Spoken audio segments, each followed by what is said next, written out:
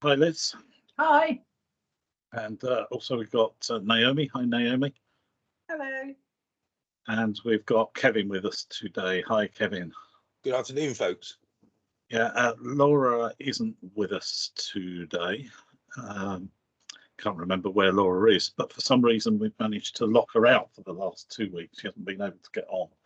So when she's back, we have to figure out what that's all about, the peculiarities of Teams. It's probably been locked out of her shed, Malcolm. Yeah, that's probably what it is. Right, okay, we've got Jake with us, who is marshalling. Hi, Jake. Oh, muted. Good start to me marshalling. Hi, everyone. Okay, and yes, Kevin, did I introduce you? Of course I introduced you. Yeah, so there's your slaves behind you, I see. Right, okay, on that basis, let's kick off. Hopefully you can all see the screen. Done the introductions as normal. If you want to join in the conversation, then please raise your hand electronically and we'll bring you in. I may just speak to you anyway, because that seems to work quite well. Or you can type stuff in the chat box.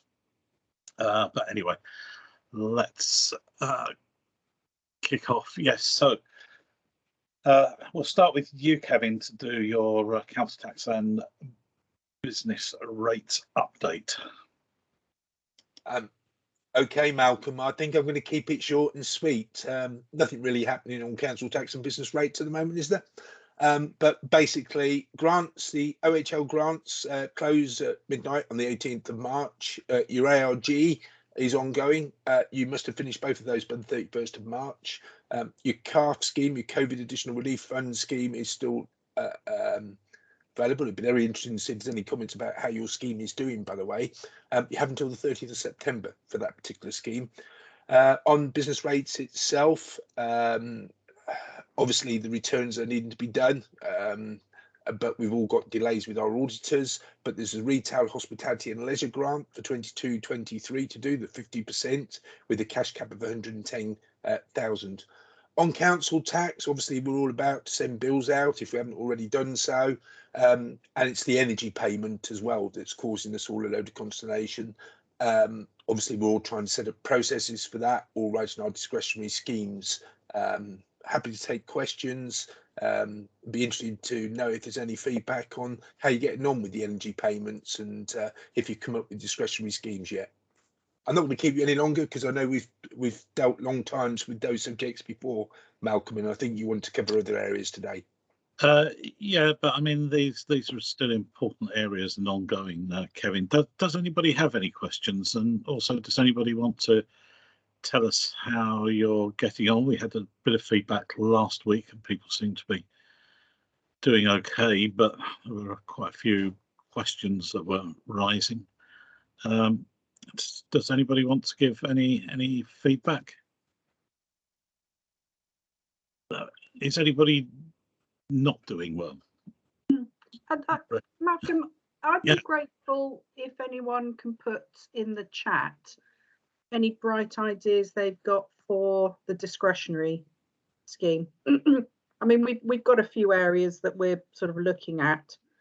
For instance, CTR in bands E to H, where you've got disabled bands in E to H, and severe mental impairment, same bands. But it's the other bits as well.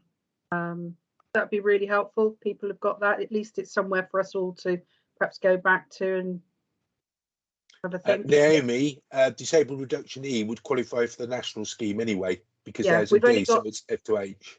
Yeah, we've only got 2 of them. Right. And I've included them in the main scheme.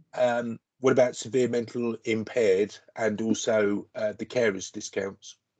Yeah, all of those great ideas. If people want to pop them in the chat, that would be really, really helpful to everybody, I think. Yeah. Yeah. Okay. And Jake, can I get you to circulate any comments that go into the chat or any that come over the? I think Bob's made one. Sorry, Kevin. I think Bob's made a comment. Yeah. Do you want to share Bob's comment, Jake. Yep. Well, Bob's It's two. the band I was going to reduction. say Bob could share his comment. Yep. Bob can share. Yeah, there's just various band reductions that are excluded, so people are getting band reductions later in the year. We thought they would be suitable for discretionary as well, that if the band E suddenly becomes a band D, but it's done retrospectively, to include those two. Another point by John. John, that's an interesting one actually. New occupiers in A to D after the 1st of April. Don't they get covered in the national scheme for new occupiers? No, that's 1st of April only, isn't it, Kevin? After the 1st of April, yeah, you're quite right. Yeah. So yeah, these are the non-dependents who have a liability for the first time moving into a new property. So several of our authorities want us to open up the discretionary side to these types of that's a very good applications. point, John, because whilst the national scheme says the 1st of April, the discretionary scheme doesn't. Correct. Yep. Yeah. Okay, any more for any more? Not so far. But if anybody thinks of any during the chat, I can circulate them all in one form afterwards. Yeah, okay, that's brilliant. I've got a question. Mhm. Unless I've got this wrong, I thought that the severely mentally impaired discount was part of the national scheme if they were in A to D. If they're in HD, yes. If Yeah. they're not, no.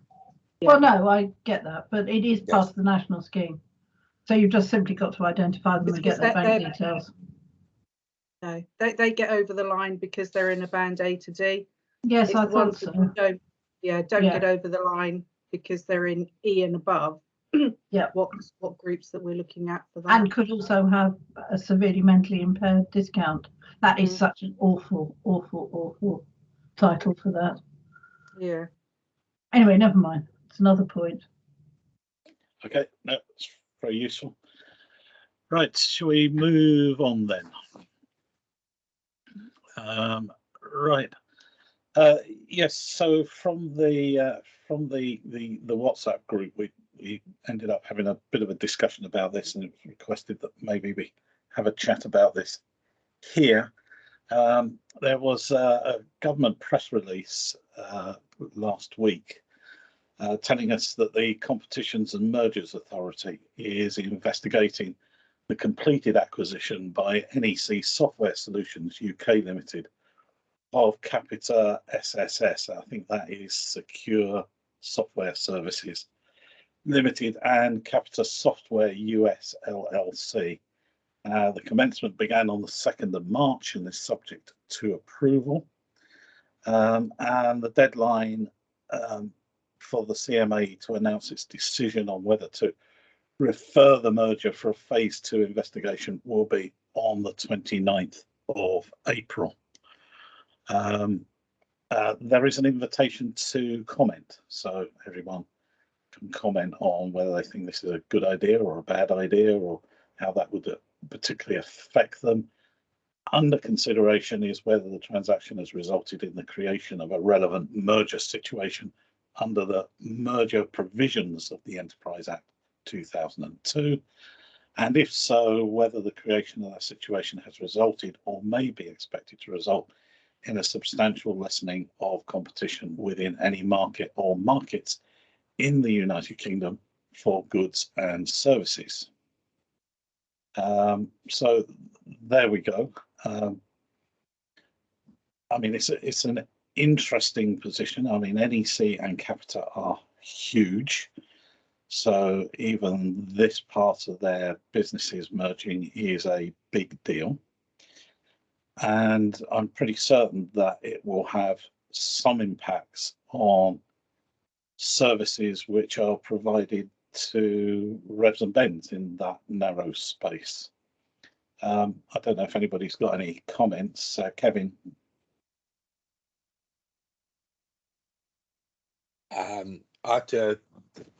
Yeah, well, that will take up the vast majority of users for NEC and Capita. So it's going to be an interesting one, that one. For Revs and Bens, anyway. Yeah, I mean, it has happened in the past where the competitions and mergers might see that the merger is a good thing, or leastways it's not something they need to worry too much about, but will identify specific areas and make recommendation, which I'll say this can go ahead as long as this part of the business is put out for purchase. And I guess I expect, John, I'm going to. Oh, wait a minute. Bob's got his hand raised. Bob. Yeah, I was just surprised to see that, because I had our account meeting with our NEC account manager this morning, and there was no mention of it. And we use NEC to provide enterprise, but Capita to provide Capital One to provide Academy, or whatever they call it nowadays. And I would have thought that was something they should have disclosed to us, but there was no mention of it at all. I don't think there's been a general press release out from either NEC or Capita, and I mean this is a worldwide merger. When I had looked through the papers, I mean it's you know, we're looking at the bit that particularly affects the UK, but there hasn't been a particular notification. Maybe it's just a bit too early in the process for. But I mean, we picked this up because this came out from a government press release because they're asking for comments. I must admit, I met also with Capita salespeople last week, and they didn't mention it to me either. So I don't know whether it's the case that they maybe just don't know, Bob. I think the party line is not to mention it, Malcolm and Bob. I would have thought so, yeah. Yeah. But I'm giving them the benefit of the doubt because I don't know otherwise, Kevin. I mean, that's. To be fair, yeah, I think, Kevin, you're right. I don't think it would be until the investigation has concluded for them to formally raise this with their customers. Yes, I'd agree. So, John. Malcolm. Yes, go on. Sorry, Liz. Right. Yeah. Okay. Let's say this merger goes ahead. What do you think, or what does anybody think the implications are for Revs and Bens software? Well, my personal view on the Revs and Bens software is that they would probably want to see that put out for sale for somebody. I was going to ask John's comment, but I think it might be a bit awkward for John to say too much, so I'm not expecting him to say very much.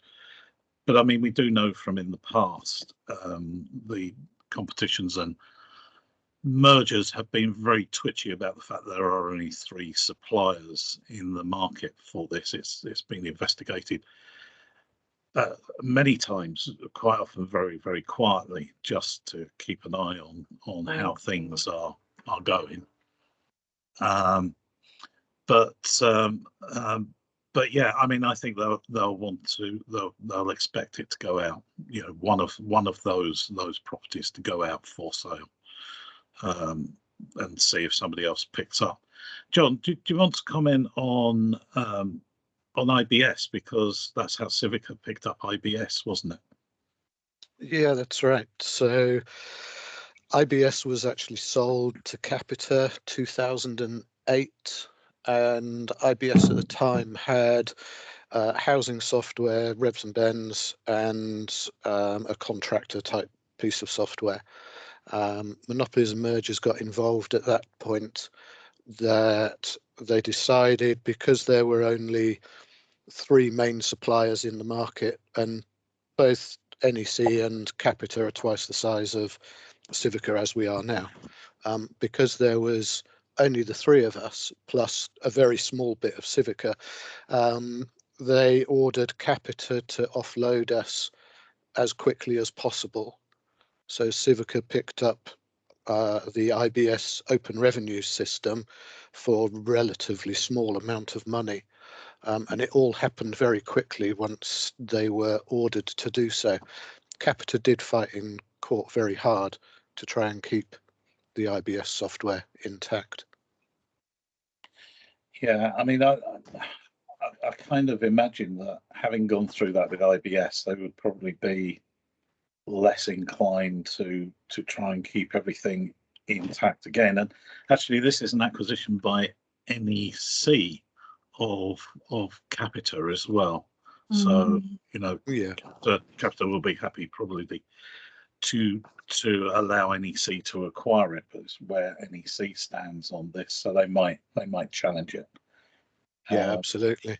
It didn't apply to the housing software because there was deemed there were sufficient players in the market for it not to adversely affect the market situation.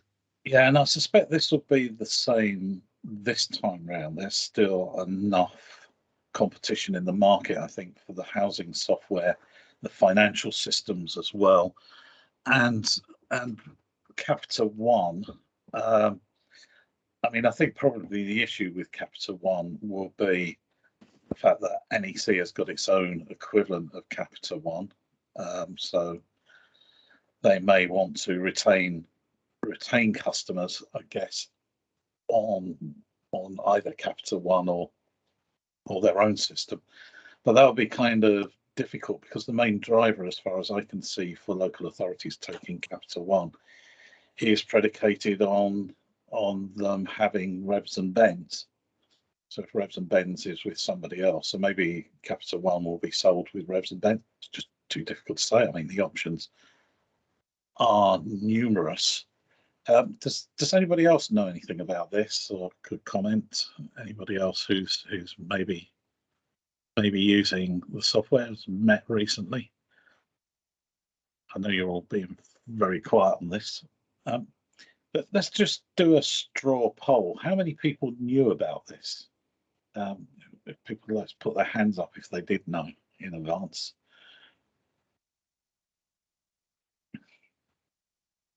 I'm not seeing a large number of hands going up there, Jake. Not seeing any hands going up currently. Liz? Yeah, well, I mean, I could say I knew about it, but only at the weekend.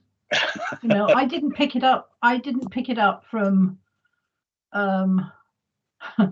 I didn't pick it up from any external source, shall we say? Well, it's not the sort of thing you would pick up, is it? Really, in many ways, unless you go rustling around in gov.uk for looking at mergers and acquisitions, you wouldn't really pick it up. I mean, I completely understand that neither party has mentioned it in terms of negotiations with local authorities. I mean, why would you? Nobody seems to know what's likely to happen. I think my interest, though, is sort of slightly in. I understand the whole idea of buying things off, and I obviously remember when Capita bid for IBS and what happened, and that Civica took it on. But I suppose my interest is what is the actual effect on those people using either one of those services, NEC or Capita Direct? Is there likely to be any change in that? I mean, is there likely to be an imposition of, let's say, NEC systems on those people who are using Capita One at the moment? Well, I guess probably the question might be for anybody who experienced Pericles going over to Northgate. Yep. And where is Pericles? Nowhere. So yes, I suppose that. But again, because they were under instructions to offload one of the systems, and they chose to offload Pericles, which is a bit of a shame because actually that was at the point when Pericles actually started to become good. But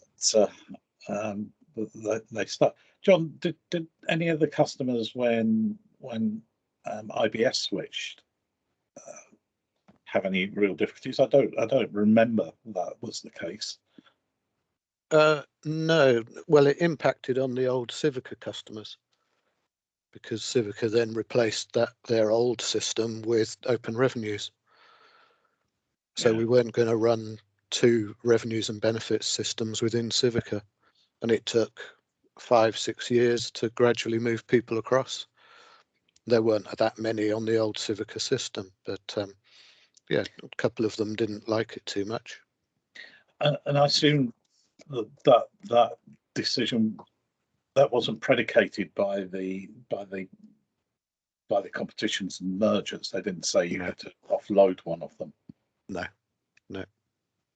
But they must have expected that. But that still left 3 in the market, didn't it? Yeah, absolutely. Yeah. And It's I guess whether NEC look to replace Capita's Revs and Bens system with their own. Yeah. Eventually. Because I remember the Pericles users at the time, because I'd gone through, I mean, maybe there's some Pericles users here that like to remind us of their times of converting over. But they've gone through quite a lot of effort to make Pericles work, and a lot of push and fighting with, who was it, Fujitsu, wasn't it, who had Pericles originally. And then I do seem to remember most of them were fairly pissed off when they had to then move across and were given the option. Actually, you picked up a fair number of those people, didn't you, John? Those customers. Yeah, we picked up as many as we could handle to actually migrate them to our system. I know you were driving around the council saying, "Throw out your dead." We turned down a few because we just didn't have the resource to implement. Which speaks volumes, doesn't it, that you had to turn people down because they felt so strongly. Kevin, would this affect you? It depends what the acquisition means. Does it mean you've got to switch your software to a different solution, or will they have a twin track approach? You just don't know enough, do you? No. Because like with Bob, we use Academy for our main account, but we use NEC for our document management. So without knowing the full facts and what actually happens from it, you just don't know. But if anyone's doing a soft market test at the moment, they're in for a bit of a shock, aren't they? Yeah, and anybody who's just shifted from one to the other, one to the other, yeah. It's yeah, I mean, I don't, especially if you've gone one way and then you've got to go back the other way. I don't think the document management systems will be a problem either, because again, well, there's enough in the market, isn't there? Anyway, I think it would be. It's going to be.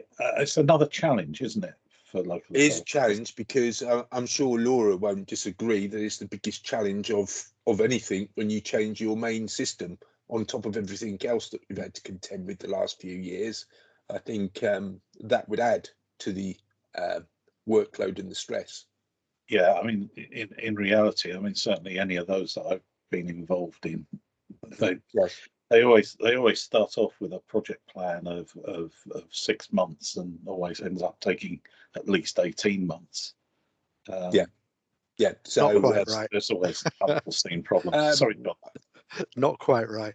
I think Johnny is right. I think it very much depends a lot on the software and also the authority that's doing it, the project management as well. Yeah, there's been some that have come in very, very quickly and done very well. There's others that have taken longer.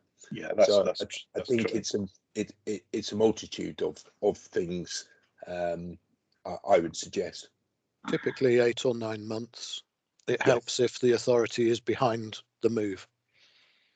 Yeah, I mean, I wasn't implying, if it sounded like it, I wasn't implying that was necessarily resting with software companies. John makes a good point there, because sometimes the people who have to do the work aren't the people behind the move. The move has come from elsewhere in the authority. So yes, that can be. You have to get your teams really on board for something of this multitude. Yeah.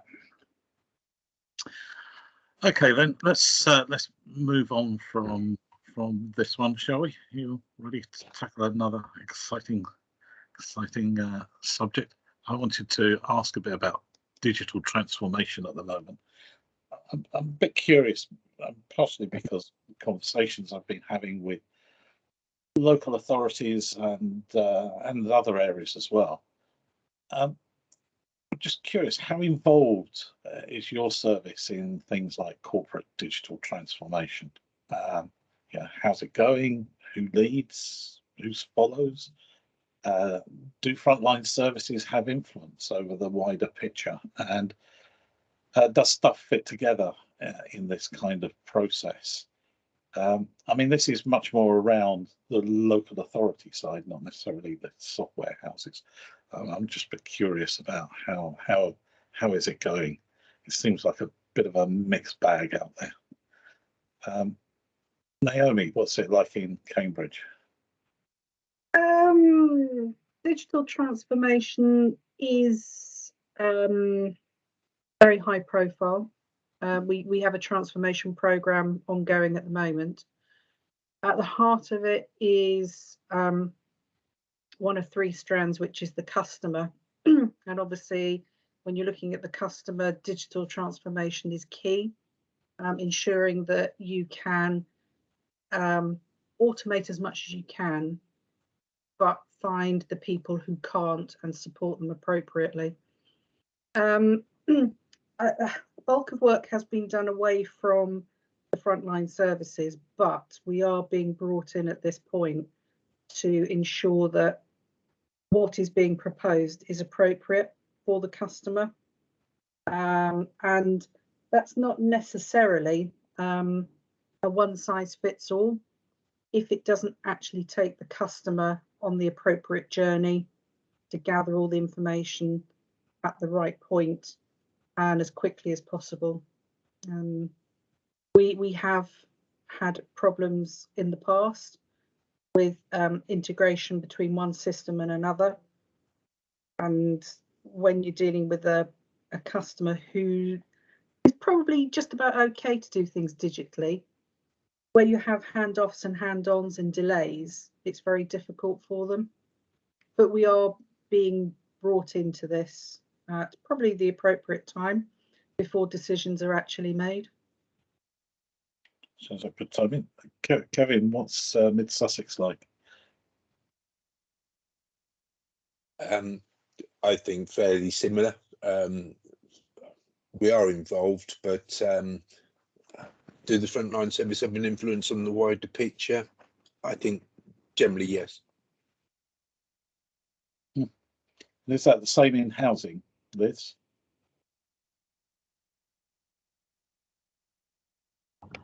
Well, I think in this instance, actually, small is beautiful because working for a fairly small housing association in South London, who probably have just arrived at 2004, it is involved, and frontline services are definitely involved.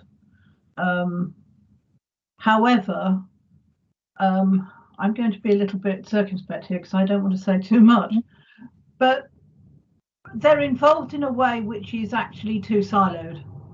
So there doesn't appear to be too much recognition at the moment anyway of what affects what. So that actually, if you are, when you're consulted about your area of work, and actually I think there is a bigger frontline consultation that needs to take place.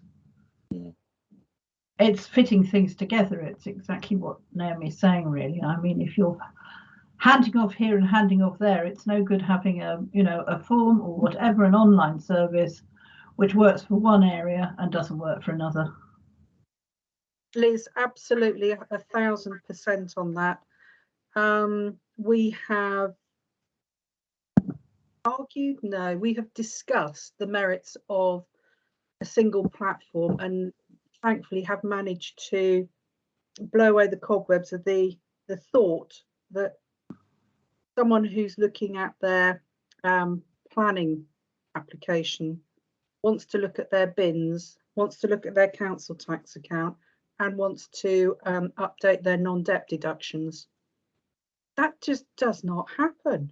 But what does need to happen is that when you have someone coming onto your main landing page, you have like a single sign-on.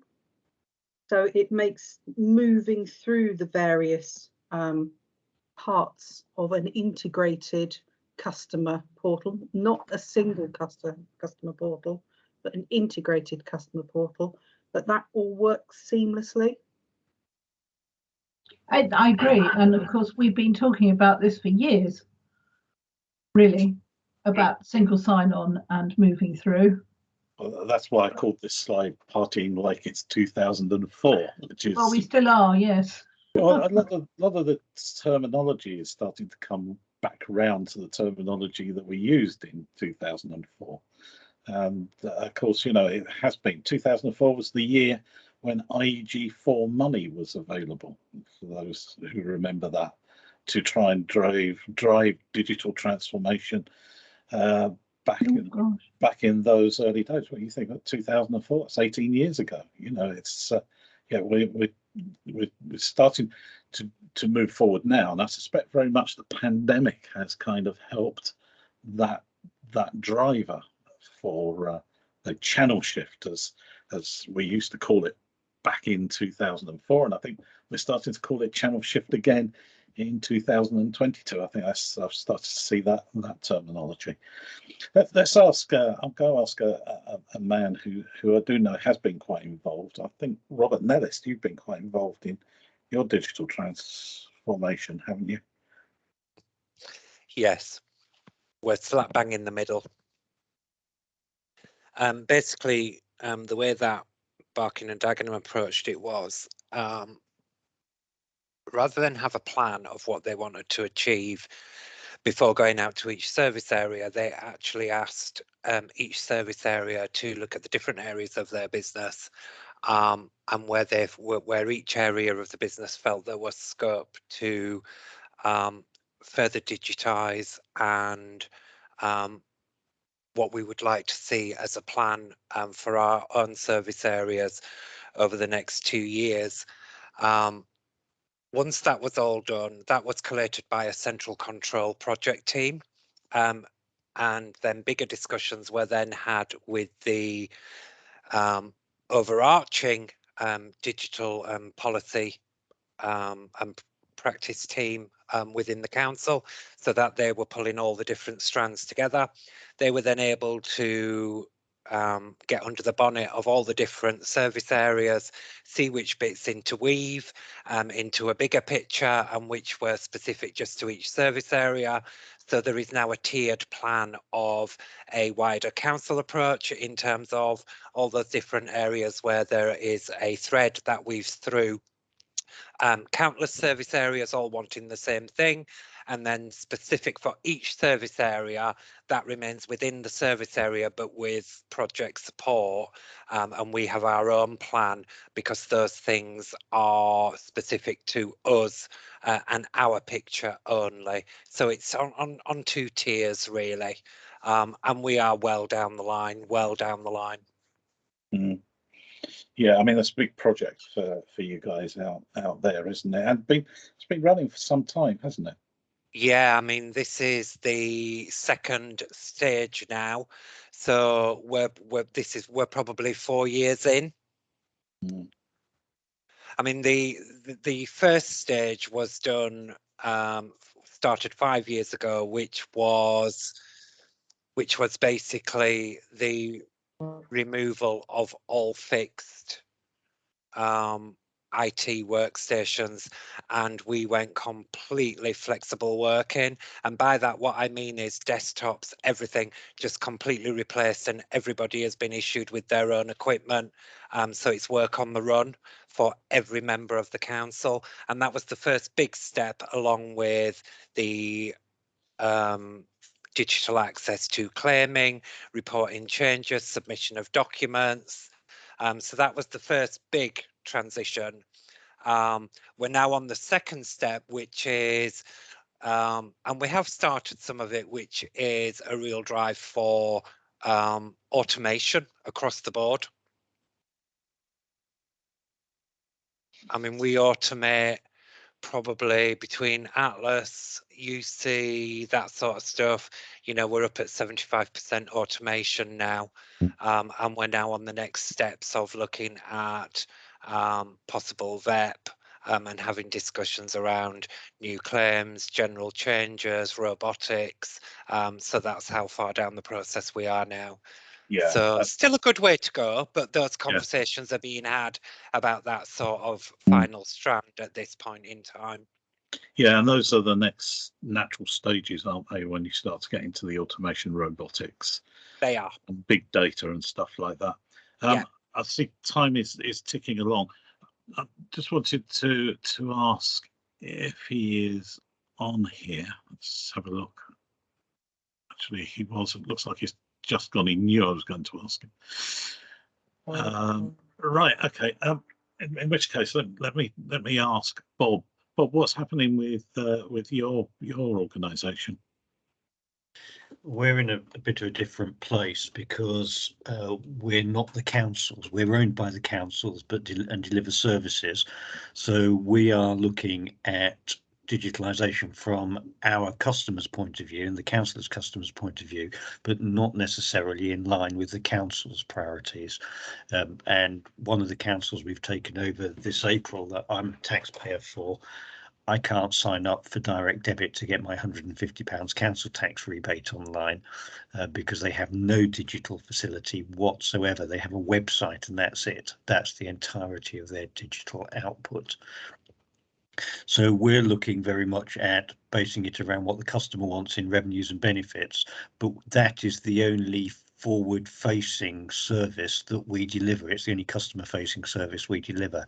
Everything else we deliver to the customer is on behalf of a back office for the clients. So it's driven by the clients in those other areas, and revenues and benefits is the only area that drives ours. And we are looking at putting as much of it online as we possibly can and afford. And we work on the basis that we've done test and trace, and we haven't, and I don't know how many thousands of payments we've made across our 3 clients, but there hasn't been a single complaint about why am I having to do this online. It's all been done online, and every single person has provided us with an email address and logged on digitally and been paid electronically. And I think the fears that people have about the people who can't access online, certainly for revenues and benefits, are quite overstated. I think there will be some who can't, but it's a very small minority. Even my parents who are in their 80s managed to get their DBR reduction done online. I had to do it for them, but they got their DBR reduction from King's Lynn done online.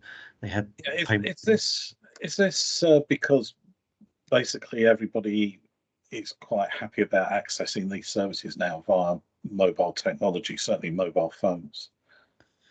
I think a lot of it is that they have access to the technology. They might not choose to. It might not be their preferred means of communication, but the pandemic has meant that councils have shut down their face-to-face, which is certainly in Boston. 50% of the population live within 1.5 miles of the town centre, so large numbers would turn up in the building when they came in to buy their groceries or whatever, would turn up in the building to report everything, and everything was being done face to face, with the rest by telephone. And what's happened is in another client area where it's hugely rural, there's far more being done electronically. And when we turned our report to change and move for council tax, where we were being told what about the excluded people, we suddenly were getting 200 applications a week for one of our clients for people reporting changes of circumstances using that form. And previously people had been looking for the form on the website, not finding it, so finding the telephone number and ringing in. There was a huge demand for it. The door just needed pushing open.